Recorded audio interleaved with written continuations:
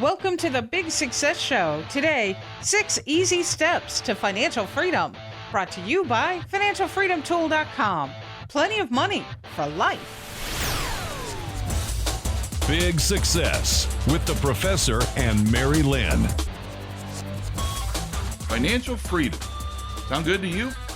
Well, of course. I mean, it should be good, right? What is financial freedom? Well, the cool thing about financial freedom is it's that level where you kind of just don't have to worry about money anymore, right? And you're free to do the things you want to do, free to live the life you want to live. But is that even possible right now? Everybody with the pandemic, there's a lot of financial hardship. So the idea of financial freedom for a lot of people seems like it's a dream that's slipped away. Well, it's easier than you might ever imagine, Mary-Lynn. Really? And yes, even with the pandemic, the key to financial freedom is that time is on your side when it comes to money. And that's why it's a concept, actually. There's a concept called the time value of money. And we're going to talk a little bit about that here just right now. So let's say that you want $1 million when you retire at 65, because who doesn't want to be a millionaire? I know someone who doesn't want to be a millionaire, a multimillionaire. Oh, there you go. There you go. All That right. would be a decline in value, right? Right. So we're going to talk about increasing the value of your portfolio. And so, you probably, many of you want to retire earlier than 65. That's great. We're glad to hear that. But keep listening to what we're going to say. Listen to this example so that you understand the point, because it's really, really, really, really important. At 25, all you need to do is invest $10 a day to reach that goal of $1 million by the time you're 65. That's all you have to do. $10 a day. That's it. It sounds so simple, right? It No. sounds so small, but It does. But here's the thing. If you wait 10 years, so if you're 35, before you get started, you're going to have to set aside $22 a day, more than twice as much. But in any case, no matter how old you are, start today. yeah, you're a good student, Mary-Lynn. Thank you. Thank you, Professor. So in the example we just gave, which, that's $1 million by the time you're 65, we assume that you would earn 8% on your investments. If you can earn more, you can retire earlier. But be careful, because increased returns usually carry higher risk. We'll talk a little bit more about that here just in a bit. Before we get started on the 6 easy steps to financial freedom, here's a word from our sponsor, financialfreedomtool.com. Plenty of money for life. How do your personal finances stack up to your neighbors? The new Financial Freedom Tool shows you how your income and expenses compare to other people like you, so that you quickly see how to save more money. Learn more at financialfreedomtool.com. Today we're talking about 6 easy steps to financial freedom. Before we share those steps, there's one thing that the professor wants to make sure that we're reminded of. What is that? So it's important that you have a well-defined goal. For example, our goal in our example has been to accumulate $1 million by the age of 65. Yeah. You see, there's a specific amount and a time frame, right? And we're going to assume some things like, you're able to do this, you have the resource, etc. But the point is, we've at least clearly defined the amount and the date. It's important because that's the only way we can hold our feet to the fire. Now, there's 2 kinds of income, and that's what this is really all about, understanding that there's 2 kinds of income. There's active income.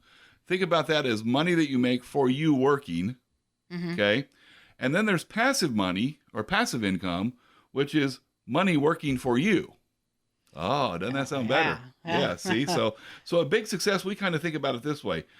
It's when your money makes money so you don't have to. Then you're free to do what you want. That's financial freedom. Yeah, and so now our example, as you just reminded us, our example goal is to have $1 million by the time we're 65. So what's your goal? Let's talk about the 6 steps to get there. Number 1, automatically pay yourself first.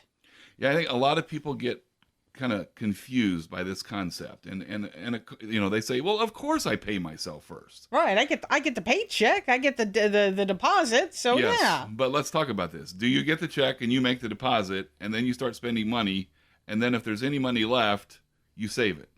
That's paying yourself last. So what you save and put away is paying yourself first, right? Because you're paying toward your future.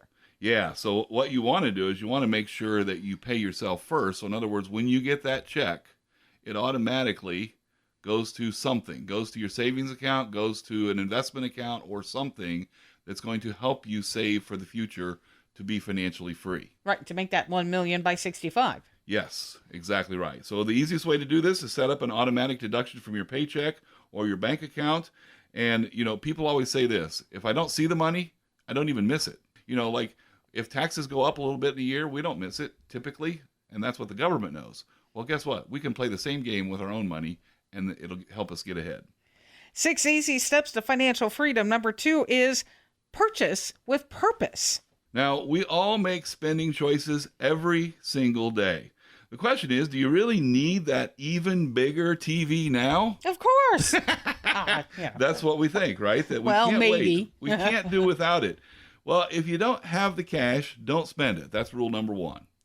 The second thing is to look at the annual effect of your daily decisions. There's those big things. That's research shows that's one of the main things that throws us off. But then there's those little intermittent expenses that we just kind of habitually spend the money. We get that cup of coffee, that extra nice big cup of coffee out, or we go out for lunch every day, or whatever it may be. We're doing these things, and what breaks us out of them? Well, right. Well, and we're not saying, hey, don't, because there's been a pushback. Do buy that latte. I mean, don't take the joy and fun out of your life. Look, if that latte really helps you and it's something you look forward to, go for it. Just the goal is try to find, whatever it is, that amount that you need to put in every day for savings. Where can I find an extra $10 every day? And maybe that does require a cut somewhere. And I do think a lot of people through the pandemic have realized that. How many people you heard say, man, I got a lot of money all of a sudden, because we're not. As it turns out, I make a pretty darn good cup of coffee myself, so I don't have to go buy that coffee. But so it's just a matter of finding something that maybe you could be doing instead of paying for it. And as we already saw, $10, as little as $10 when you're 25 can accumulate $1 million portfolio by the time you're 65. Yeah. So these little changes can make big differences. And that's big with 2 G's, by the way. Oh, yes. So as you see your accounts grow, you're going to be more inspired to save even more. That's the way this works. So keep your financial goals fixed clearly in your mind. Yeah, and you just kind of illustrated the importance of why we need to have that number and that date, the number and the time, because it really does come into play when you're trying to, when you're about to spend money. It makes you think about, but is that going to help me get what I want? When I want it. Exactly. Here's another tool, Mary-Lynn. We can also visualize, right? We can visualize the life that we want. Picture that life free of financial worry. How does that make you feel? Take those feelings with you. Now, yes, exactly. So take those feelings with you as you're making your purchasing decisions, and just always be asking myself, is this consistent with the life that I really want? Is this going to help me get to the life I really want? If the answer is yes, then great. I mean, we need to enjoy life now too. But if the answer is no, then don't spend it.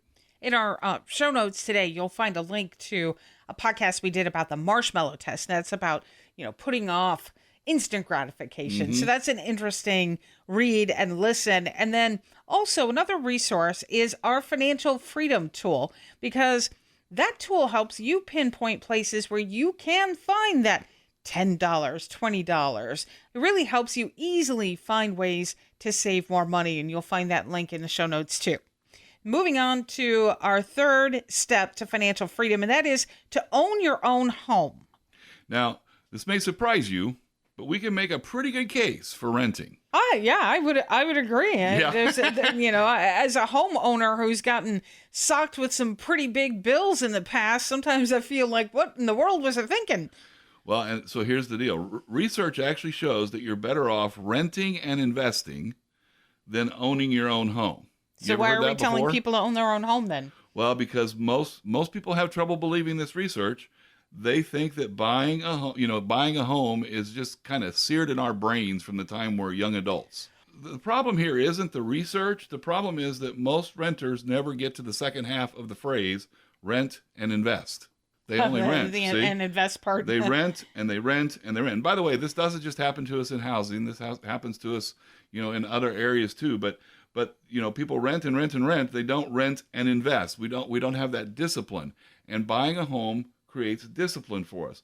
So that's one of the reasons why the net worth of homeowners is much, much, much, much, much, much, much, just hugely greater than the net worth of renters, because we're kind of forced to save money if we buy a house. Whereas if we rent, we can that money goes and it's gone, right? So it's very much related to that first step. Well, okay, so if you are a homeowner, how do you make sure that you don't become house poor? Because that's possible too. Well, and as a matter of fact, that's another error, right? It's so easy to become house poor. And I guess just so everybody knows, house poor just means you have a house that consumes so much of your budget that you can't afford to do anything else. I remember, in my much younger days, before I ever really even, I think, met you, Mary-Lynn, there's a group of us, we'd go out to dinner every week or so. And I remember helping a friend of mine move into his brand new house. And, he and his wife were so excited. And I said, well, I guess we'll see you, next Wednesday or whatever night we usually went out. He said, oh, George, he says, we can't afford to do that for 2 years. We can't afford to go out to dinner. And it's like, that's house poor, when your house consumes so much of your income. And housing is the single biggest expense in most of our budgets. So you really have to be careful that you not overbuy and that you end up in a situation where housing is consuming that much of your budget. The research bears out a house is not a great investment. Now, by the way, buying a house to rent to others, that's a different story. We don't have time for that today, but that's a great way to go.